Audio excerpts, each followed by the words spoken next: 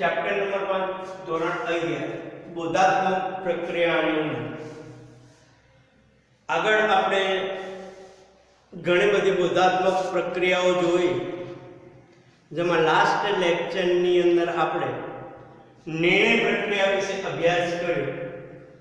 એમાં નિર્ણય પ્રક્રિયાની વ્યાખ્યા જે મોર્ગન અને સેન્ટ્રોકે આપેલી હતી, એમાં મોર્ગને આપેલી વ્યાખ્યા જે જોઈએ આપણે કે નિર્ણય પ્રક્રિયા એ એક પ્રકારની સમસ્યા ઉકેલની પ્રક્રિયા છે કે જેમાં આપણે સમજ કેટલાક વિકલ્પો હોય છે અને તેમાંથી આપણે કોઈ એક વિકલ્પની પસંદગી કરવાની હોય છે.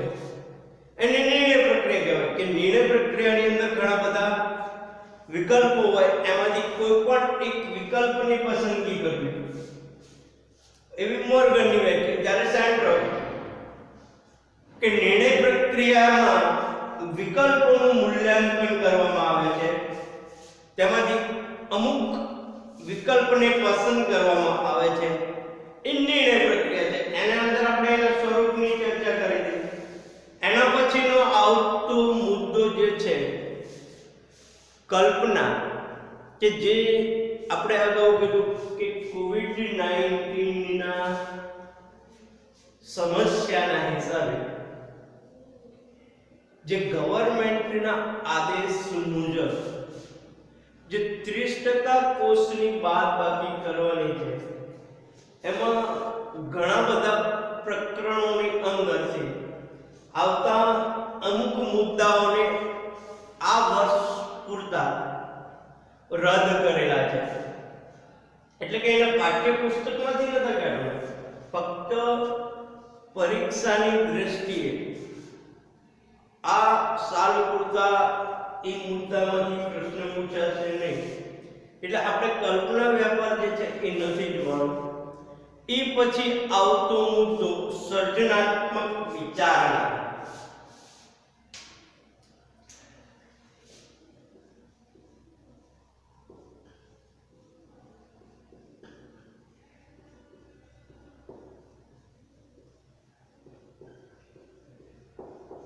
જો સર્જનથી જ ખબર પડી જાય કે સર્જન એટલે શું, કે કોઈ પણ નવી વસ્તુનું સર્જન કરવું. જો ક્યારે આની અંદર આપણી સમક્ષ જે છે એ એવી ઉત્સુકતા જરૂર થતી હશે કે કોઈ વ્યક્તિ સૌ પ્રથમ જમીનમાં બીજ વાવીને ખેતી કરવી પડી. જો કેવી ઉત્સુકતા આપણને જાગે કે સ્વાભાવિક આપણે એવું સમજીએ કે કઈ રીતે કોઈ વ્યક્તિને સૌ પ્રથમ જમીનમાં બીજ વાવીને ખેતી કરવી, પૈડું બનાવવું, ગુફાઓની દિવાલોને ચિત્રથી સજાવવી વગેરે વિશે વિચાર્યું હશે. જો ક્યારેક આપણને એવી ઉત્સુકતા જાગે કે આપણે ઇતિહાસ જાણીએ કે આજે જે ખેતી કરવામાં આવે એ માટેનો વિચાર લોકોને કેવી રીતે આવ્યો હશે કે ચલો બીજ વાવીને ખેતી થાય, પછી પૈડું બનાવવાનું વિચારીને કેમ આવ્યો હશે, ગુફાઓની દિવાલોને ચિત્રથી રંગવાના વિચારો કેમ આવ્યા છે. આવા આપણને પ્રશ્ન થાય. જો રોજબરોજના કાર્યો કરવાની જૂની રીતોથી સંતોષ ના થવાથી આવી વ્યક્તિઓને અમુક મૌલિક વસ્તુઓ વિશે વિચાર્યું હશે. જો આપણને એક પ્રશ્ન થાય કે એ જે રોજબરોજના કાર્ય કરે છે, એની જે જૂની રીતો છે એનાથી એને સંતોષ નહીં થતો હોય, અમુક મૌલિક વસ્તુ કે પોતાની આ દ્રષ્ટિથી કંઈક વિચારી એને કંઈક નવું કરવાનો નિર્ણય લીધો છે. એવા અસંખ્ય લોકો છે આ વિશ્વની અંદર. આવા અસંખ્ય લોકો જે છે કે જેને આવા વિચારો આવેલા છે, કે જેની સર્જનાત્મક એ આધુનિક વૈજ્ઞાનિક અને ટેકનોલોજી પ્રગતિને જન્મ આપ્યો છે. કે આની આ ટેવે, આવી સર્જનાત્મક શક્તિએ આ વિજ્ઞાન અને ટેકનોલોજી ની પ્રગતિને જન્મ આપ્યો છે. હા, ન્યૂટન જેવો વ્યક્તિ શાંત વાતાવરણની અંદર બેઠો હોય,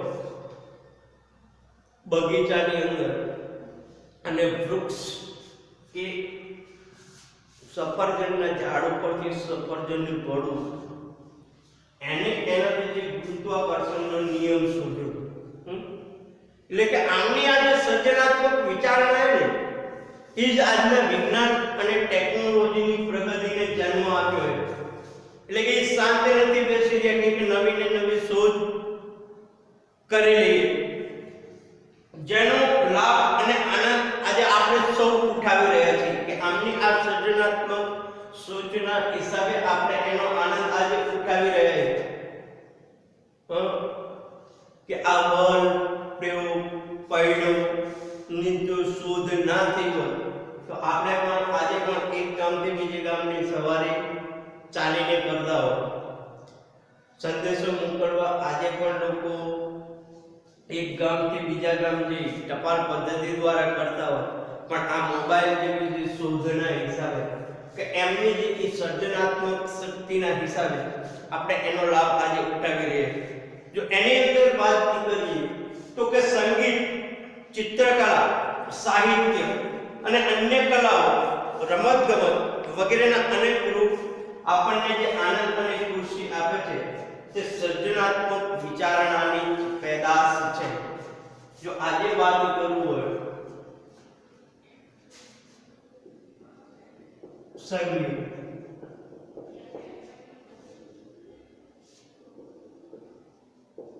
ચિત્રકલા, સાહિત્ય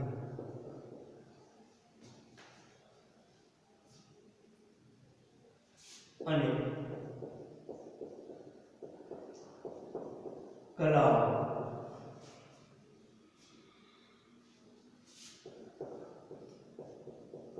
રમતગમત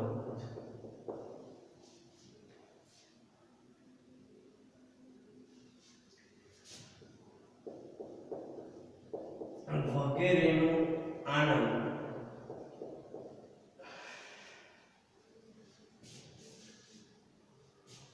આપે છે. તે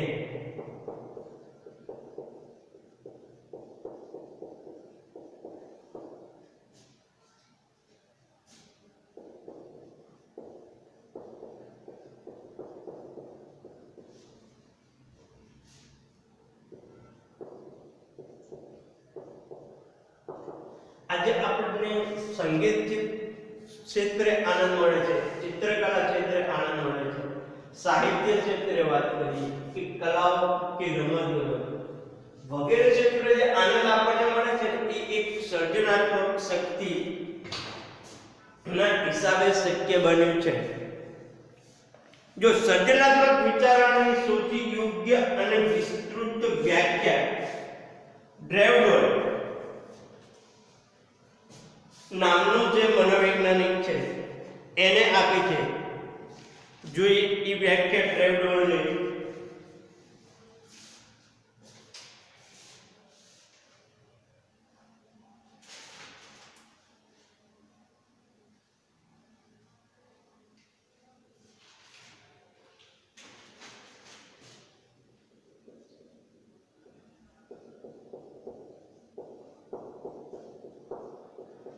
ડ્રેવડોલે આપેલી સર્જનાત્મક ની વ્યાખ્યા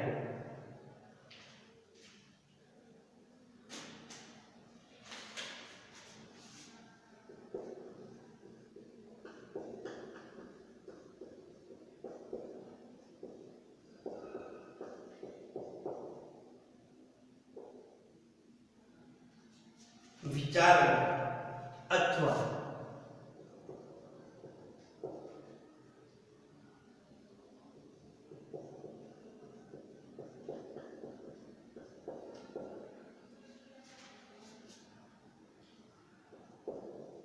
એક કોઈ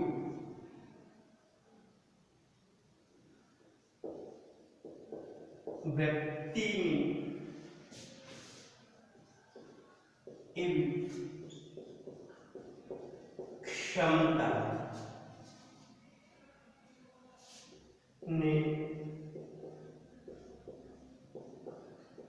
કહી શકાય, જેનાથી તે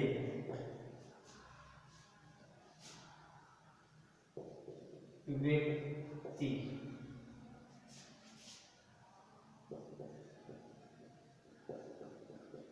અસ્તિત્વમાં ન હોય તેવી અને નવીન ચીજો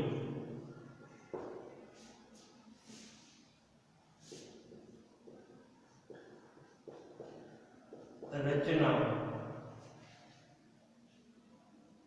કે વિચારને જન્મ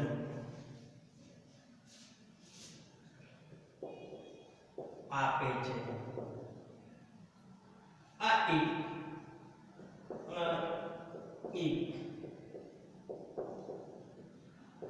કાલ્પનિક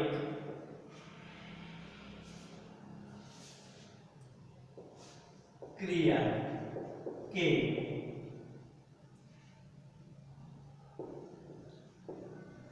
વિચારોનું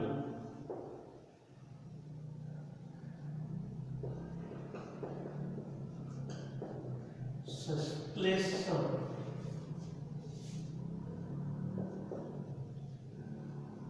હોઈ શકે છે, તેમ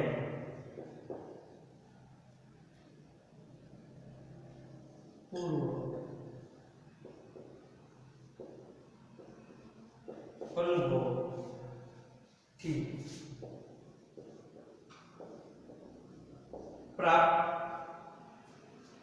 થયેલી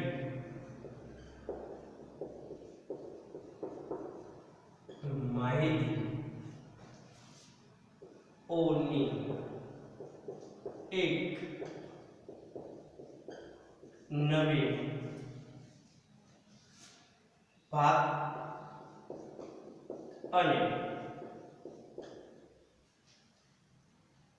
સંમિશ્રણતા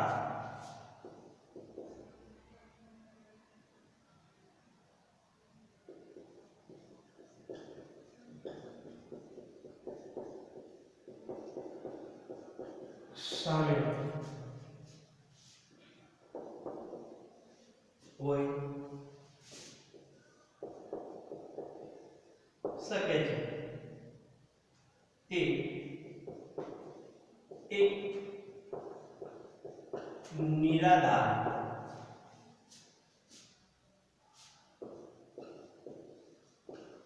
સ્વપ્ન ચિત્ર ન હોતા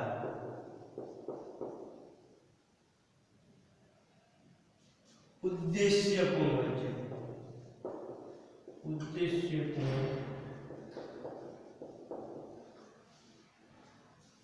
હોય છે। તે વૈજ્ઞાનિક કે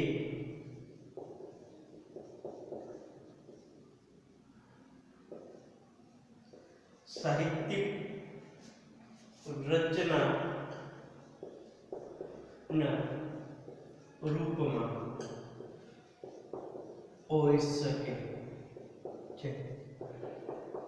જો સર્જનાત્મક શક્તિ કોને કહેવાય એના અર્થમાં ડ્રેવડોએ એક વ્યાખ્યા આપી છે કે સર્જનાત્મક વિચારણા અથવા સર્જનાત્મકતા એક કોઈ વ્યક્તિની એવી ક્ષમતાને કહી શકાય। શું એ સર્જનાત્મક વિચારણા કે સર્જનાત્મક તો કે એ વ્યક્તિની એવી ક્ષમતાને કહી શકાય કે જેનાથી વ્યક્તિ અસ્તિત્વમાં ના હોય તેવી અને નવીન ચીજો રચનાઓ કે વિચારને જન્મ આપે છે। શું એ સર્જનાત્મકતા કે આપણે દરરોજની જે ક્રિયાઓ કરીએ છીએ એને ના કહીએ, પણ આ એક વ્યક્તિ માટે કોઈ અસ્તિત્વમાં ના હોય કે આજે કોઈક નવીન ચીજો કે રચના કે વિચારને જન્મ આપે છે. આ એક કાલ્પનિક ક્રિયા કે વિચારનું સંશ્લેષણ હોઈ શકે. જો સર્જનાત્મકતા શું હોય તો કે એને કાલ્પનિક કે વિચારનું સંશ્લેષણ કહી શકાય. તેમાં શું આવી શકે? પૂર્વ અનુભવથી પ્રાપ્ત થયેલી માહિતીઓની એક નવીન ભાત અને સમિશ્રણતા સામેલ હોઈ શકે. આની અંદર કયું હોઈ શકે તો કે આપણા પૂર્વ અનુભવ અને આપણને જે નવી માહિતી પ્રાપ્ત થઈ છે એની ભાત અને બધી વસ્તુનું સમિશ્રણ સામેલ હોઈ શકે. આ જે છે એક નિરાધાર સ્વપ્ન ચિત્ર નથી. સ્વપ્ન નથી માત્ર, પણ કોઈ પણ એક ઉદ્દેશ્ય પૂર્ણ કરવું કે ઉદ્દેશ્ય પૂર્ણ હોય છે કે આની અંદર એક ઉદ્દેશ્ય હોય કે આ વસ્તુ મારે પૂર્ણ કરવી. વૈજ્ઞાનિક કે સાહિત્યિક રચનાના રૂપમાં હોઈ શકે. અને આ જે વસ્તુ જે છે એ શેના રૂપમાં હોઈ શકે? આ વૈજ્ઞાનિક રૂપના હોય કે સાહિત્યિક રૂપની. એટલે કે કોઈ પણ નવલકથાનું નિર્માણ કરવું, કોઈ કાવ્યનું નિર્માણ કરવું, કોઈ વૈજ્ઞાનિક શોધ કરવી. ઉદાહરણ તરીકે આપણે રહ્યું તો કે સર્જનાત્મકતા કોને કહેવાય? કે જો પહેલાના સમયની વાત કરીએ તો કે એક મનુષ્ય જે છે એ એક ગામથી બીજા ગામ જવા માટે ચાલીને જતો. પણ કોઈ એવા મનુષ્યને પૈડા વિશે મનની અંદર આવ્યું અને એને પૈડાની શોધ કરતા વાહનોનું નિર્માણ થયું. એટલે કે વાહનોની શોધ થઈ. કોઈ વ્યક્તિને સંદેશો એક ગામથી બીજા ગામ પહોંચાડવા માટે જે ટપાલ પદ્ધતિનો ઉપયોગ થતો એની જગ્યાએ એની નવી શોધ કરવાનું નિર્માણ કર્યું. મોબાઈલ લો, ટેલિફોન લો કે જેના દ્વારા આપણે સરળતાથી એકાબીજા વ્યક્તિને સંદેશો પહોંચાડી શકીએ છીએ. આ એક સર્જનાત્મક વિચારણા છે. એટલે કે કોઈ પણ નવી શોધ એ સર્જનાત્મક વસ્તુ એ શું છે કે કોઈ પણ નવી શોધ કરવાની વિચારણા મનની અંદર ઉદ્ભવે. પહેલા દીવાના પ્રકાશે ઘર ઝળઝળતું, જ્યારે આજે ટ્યુબલાઇટ કો, બલ્બ કો કે એવી ઇલેક્ટ્રિક વસ્તુથી કે વીજળીની શોધ દ્વારા વ્યક્તિ આજે અવનવા કાર્યો કરી શકે છે. એ એક પ્રકારની સર્જનાત્મક વિચારણા છે. એમ જો સર્જનાત્મકતા કોને કહેવાય એની આપણે ડ્રેલ આપેલી વ્યાખ્યા જોઈ. જો આ એક માત્ર સ્વપ્ન ચિત્ર નથી કે સ્વપ્ન જોઈ લીધું પૂરું જીવી નવું, પણ કે એમને જે સ્વપ્ન જોયું છે એને એનું જે ઉદ્દેશ્ય છે એ ઉદ્દેશ્યને પૂર્ણ કરવાનું. અને આ બે પ્રકારની હોઈ શકે. આ વૈજ્ઞાનિક હોય અથવા સાહિત્યિક રચના. એટલે કે આપણા વૈજ્ઞાનિકો અને આપણા જે સાહિત્યકારો જે છે કાવ્ય કે નવલકથાઓની રચના કરનાર વ્યક્તિ એ સર્જનાત્મક વિચારણા કરે છે. જો કે અહીં એ વાત પણ યાદ રાખવી કે રોજબરોજની સર્જનાત્મકતા વ્યક્તિના નિરીક્ષણ, વિચારણા કે સમસ્યા ઉકેલમાં દેખાઈ આવે છે. જો શું તો કે એક વાત ખાસ અહીંયા યાદ રાખવી કે રોજબરોજની સર્જનાત્મકતા, દરરોજની સર્જનાત્મકતા વ્યક્તિના નિરીક્ષણ, એટલે કે વ્યક્તિ જે વસ્તુનું નિરીક્ષણ કરે છે, એ વિચારણા કરે છે, એ આ વસ્તુ એની સમસ્યા ઉકેલની અંદર દેખાઈ આવે છે. જો વિશિષ્ટ સર્જનાત્મક સિદ્ધિમાં જોવા મળતી વિશિષ્ટ પ્રતિભા સર્જનાત્મકતા કરતા ભિન્ન હોય છે. શું હોય કે વિશિષ્ટ સર્જનાત્મક સિદ્ધિઓમાં જોવા મળતી વિશિષ્ટ પ્રતિભા જે છે એ સર્જનાત્મકતા કરતા થોડી અલગ જોવા મળે છે. હવે સર્જનાત્મક વિચારણાનું સ્વરૂપ કે આ વ્યાખ્યા આધારે સર્જનાત્મકતા વિચારણાનું જે સ્વરૂપ છે એ જોવાનું છે.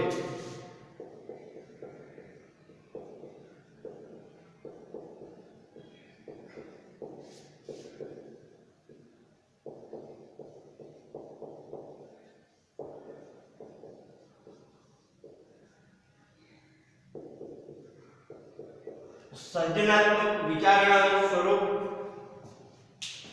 આપણે એ જે વ્યાખ્યા આપી છે એ વ્યાખ્યા આધારિત જોવાનું છે.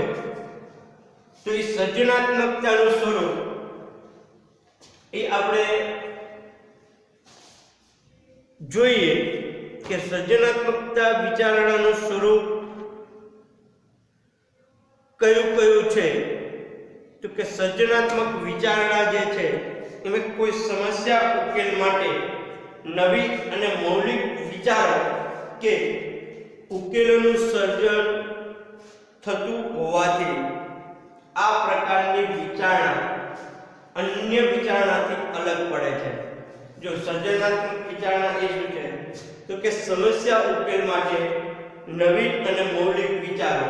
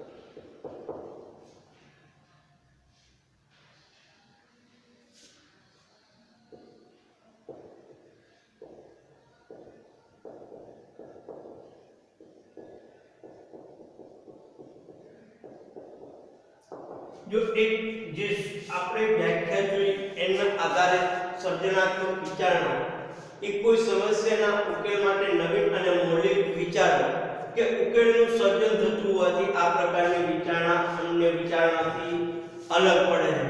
જો આપણે શું કે કોઈ પણ એક સમસ્યાનો ઉકેલ અગાઉથી શોધી લીધો અને એને જેવી જ સમસ્યા અત્યારે ઉદ્ભવી હોય તો ભૂતકાળના અનુભવને કામમાં લઈ એ સર્જનાત્મકતા નથી, પરંતુ એક સમસ્યાના ઉકેલ માટે આપણે નવીન વિચારો ધ્યાનમાં લઈએ કે આનાથી બીજા વિશિષ્ટ ઉકેલથી પણ આપણે સમસ્યાનો ઉકેલ શોધી લઈએ એને સર્જનાત્મક કહેવાય. એટલે આ અન્ય વિચારોથી થોડું અલગ પડે છે. જો સર્જનાત્મક વિચારણાને ઘણી વખત માત્ર નવી રીતથી વિચારવું કે અલગ રીતે વિચારવું એ અર્થમાં પણ સમજવામાં આવે છે. જો સર્જનાત્મક વિચારણાને આપણે શું કહી શકીએ કે ઘણીવાર માત્ર નવી રીતથી વિચારવું કે અલગ રીતે વિચારવું એવું પણ કહી શકાય. જો કે અહીં એ જાણવું મહત્વનું છે કે નવીનતા ઉપરાંત મૌલિકતા પણ સર્જનાત્મક વિચારણાનું એક લક્ષણ છે. તો સર્જનાત્મક વિચારણાનું લક્ષણ કયું છે?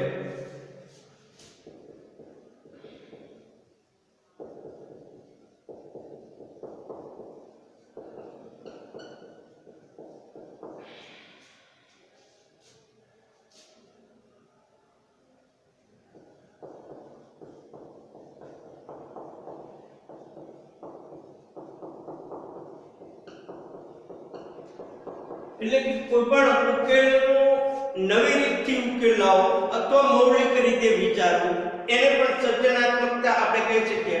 કે દર વર્ષે ઉત્પાદિત થતા ગૃહ ઉપયોગી સાધનો mobile, tape recorder, TV, fridge, car વગેરેમાં અગાઉ કરતા જો કોઈ અનોખી વિશેષતા ના હોય તો તેને મૌલિક સાધનો ના કહી શકાય. આપણે જોઈએ કે આજના જે ટીવીઓ છે, આજના મોબાઈલો છે પહેલાના જે મોબાઈલ હતા એ જ સિસ્ટમથી આજના મોબાઈલની શોધ થાય કે ના એની અંદર નવું કંઈક ઉમેરવામાં આવે, નવી એપ ઉમેરવું કે પહેલા જુઓ કે માત્ર લોકો એકાબીજા સાથે વાતચીત કરી શકતા, આજે વિડિયો કોલ દ્વારા પણ વાત થઈ શકે છે. પહેલા મોબાઈલની અંદર એક કેમેરા હતા, આજે આપણે 2 3 4 સુધી કેમેરા આવી શકે. પહેલાના જે મોબાઈલો હતા એની જે ઇન્ટરનેટની સ્પીડ 2G હતી, પછી 3G આવી, 4G આવી અને આજે 5G સુધીની સ્પીડ આવી. એટલે કે આ જે નવીનતા જે છે, મૌલિકતા જે છે એને સર્જનાત્મકતા કહી શકાય. જો સર્જનાત્મક વિચારણાની વિશેષતા દર્શાવતો એક બીજો માપદંડ એ છે કે કોઈ વિશેષ સંદર્ભમાં તેની ઉપયુક્ત કે યોગ્યતા કોઈ હેતુ કે ઉદ્દેશ્ય વગર અલગ રીતે વિચારવું. એટલે કે આનો બીજો માપદંડ શું હોય કે એની અંદર કોઈ ઉદ્દેશ્ય ના હોય કે કોઈ હેતુ ના હોય કે કોઈ યુક્ત, એનું અલગ રીતે વિચારવું.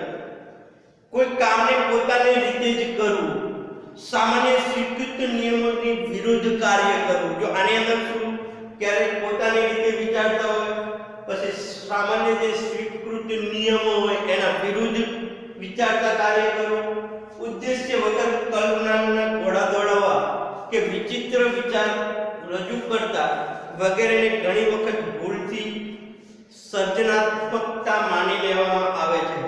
અમુક કોઈ પણ વિચાર, કોઈ પણ ઉદ્દેશ્ય વગર, કોઈ પણ કાર્ય વગર અમુક વસ્તુની જે શોધ કરી લે એને પણ સર્જનાત્મકતા માની લેવામાં આવે છે.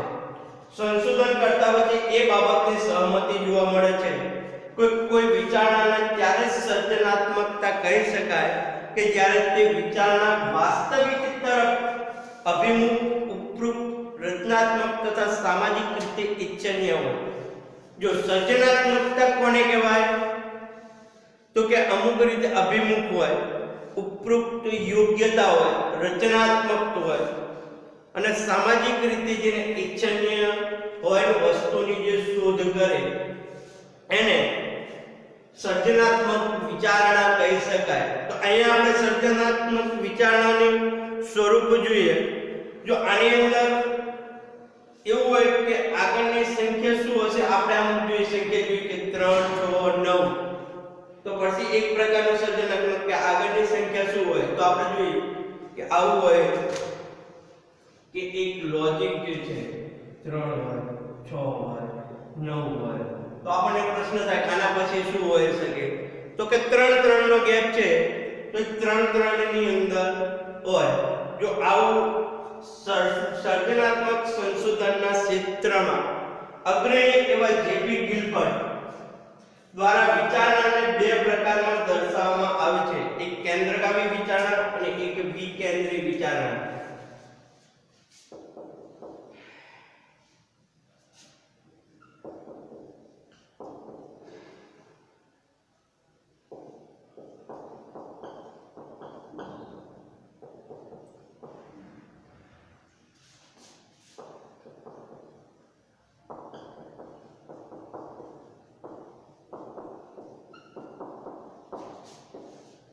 બે રીતે દર્શાવી છે.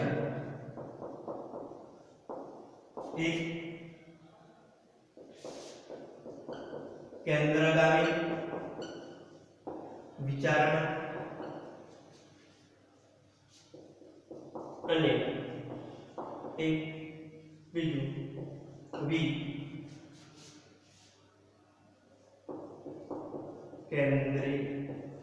વિચારણા. તો આ બે વિચારણા અંગે આપણે નેક્સ્ટ લેક્ચરની અંદર ચર્ચા કરીશું.